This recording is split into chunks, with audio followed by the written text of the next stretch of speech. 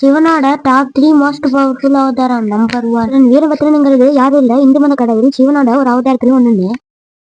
ஒரு தடவை தக்ஷன் சிவனை அவமானப்படுத்தலான்ட்டு ஒரு மிகப்பெரிய வேலையை கிரியேட் பண்ணி எல்லா கடவுளையும் கூப்பிட்டு சிவனை மட்டும் கூப்பிடாம அவமானப்படுத்திருக்காங்க. அதனால பார்வதி தேவியோட மறு அவதாரமா அந்த சதி தேவி இதுல இறந்துருவாங்க. இதை பார்த்து சிவன் ரொம்ப கோபம் அடைஞ்சு தலையில இருந்து ஒரு சிவன் தன்னோட சடாமுடியில இருந்தோ நெற்றிக்கண்ல இருந்து வர நெருப்புல இருந்தோ செஞ்சதுதான் அந்த வீரபத்ரர்.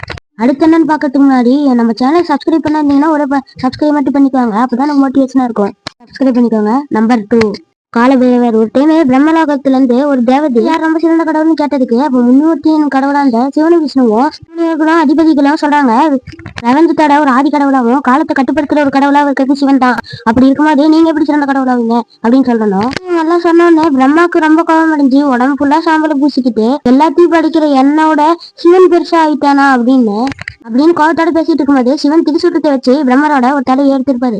ஹனுமான். ஒரு டைம் ஹனுமானு சின்ன வயசுல இருக்கும்போது சூரியனை போய் பலன் நினைச்சு திங்கும் போது இந்திர தேவர் வலிமடிச்சு அவனோட வஜ்ராயுதத்தை அதில் எடுத்திருப்பாங்க.